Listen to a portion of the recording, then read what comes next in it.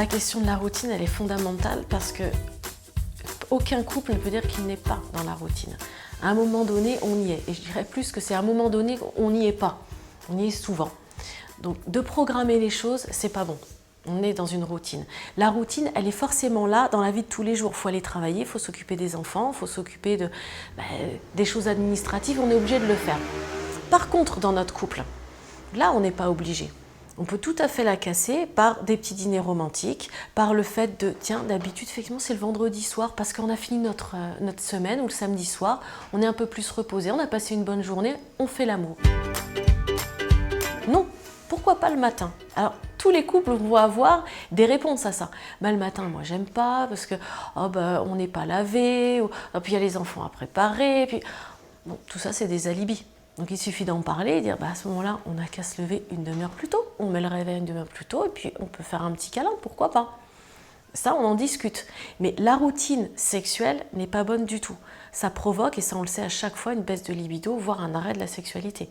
Donc il faut pouvoir toujours évoluer dans sa sexualité, proposer des choses, même si l'autre dit non, on propose. Ça libère une parole et l'autre va se sentir un peu mal en disant « mince, j'ai dit non, il faut que je propose aussi quelque chose ». Alors il va dire « et là, pourquoi pas ?» Pas de routine en sexualité. Il est hors de question de marquer sur le calendrier que c'est tous les vendredis ou tous les dimanches ou tous les mardis soirs. Non. Quand on a une envie, on reste des animaux, des mammifères, on a nos pulsions sexuelles, qu'on a malheureusement, nous, trop mis de côté par notre vie d'humain. Mais il faut pouvoir les ressentir. Et pour les ressentir, il faut être centré un petit peu plus sur soi, être un peu plus égoïste, et pas que dans cette relation ou dans la relation de parents. Oui, le fait de casser la routine, ça passe en niveau sexuel, passe par beaucoup de choses et pas que par la sexualité. Donc c'est prendre du temps pour soi, faire des petits week-ends, des petites soirées, même si c'est à la maison, c'est pas grave, on est ensemble. Sortir, voir des amis, ça peut paraître paradoxal parce qu'on est avec des amis, oui mais on sort, on voit l'autre différemment. Du coup, on rentre, on a peut-être plus envie. Il faut absolument proposer des choses tout au long de sa vie. Alors je dis pas non plus... tout le temps, parce que là aussi, ça voudrait dire qu'on casse la routine tout en revenant dans une autre routine. Non, mais de manière assez régulière, ce serait quoi? Des petits 3-4 petits week-ends par an, ce serait déjà beaucoup. Et par contre, les soirées à deux, beaucoup plus souvent. Ça, c'est faisable à la maison. On peut le faire toutes les semaines ou 2 ou 3 fois dans le mois. C'est important pour se reconnecter.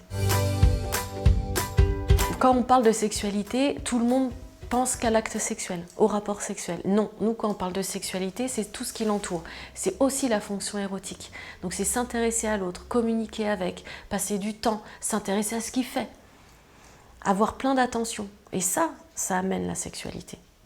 Donc en tant qu'être humain, on en a besoin. On n'est pas des animaux. Ça engage tout, ça engage, oui, nos sentiments. Ça engage aussi la façon de voir les choses sur l'avenir. Même si on a 50 ans et que ça fait 30 ans qu'on est ensemble. Comment on va préparer notre retraite? Comment ça va se passer? Là, on ne parle pas de sexualité. Mais si on est bien parce qu'on prépare notre retraite, la sexualité va aller avec. C'est quelque chose qui va de soi. Quand on est bien, on a une bonne sexualité, en tout cas épanouie. Quand on ne va pas bien, pour X raisons, la sexualité n'ira pas bien non plus.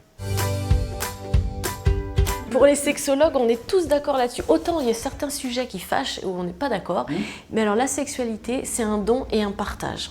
Ça veut dire quoi? Ça veut dire que ça ne doit être jamais sous contrainte ou aussi, et ça c'est souvent le cas, être simulé. C'est souvent le cas pour les femmes.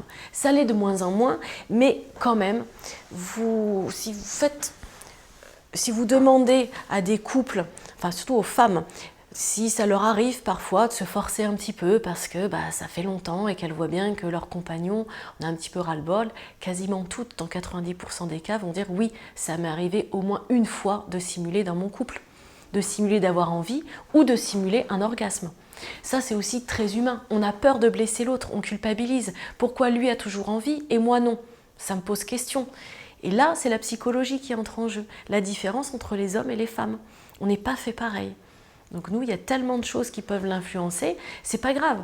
On peut substituer une sexualité pendant un petit moment, pas toute une vie, par d'autres choses. Et notre compagnon va être tout aussi content. De la tendresse, des attentions, c'est aussi important qu'une sexualité. Normalement, on doit avoir les deux. Mais si la sexualité est un peu en berne pendant un petit moment, on prend les autres choses, c'est pas grave.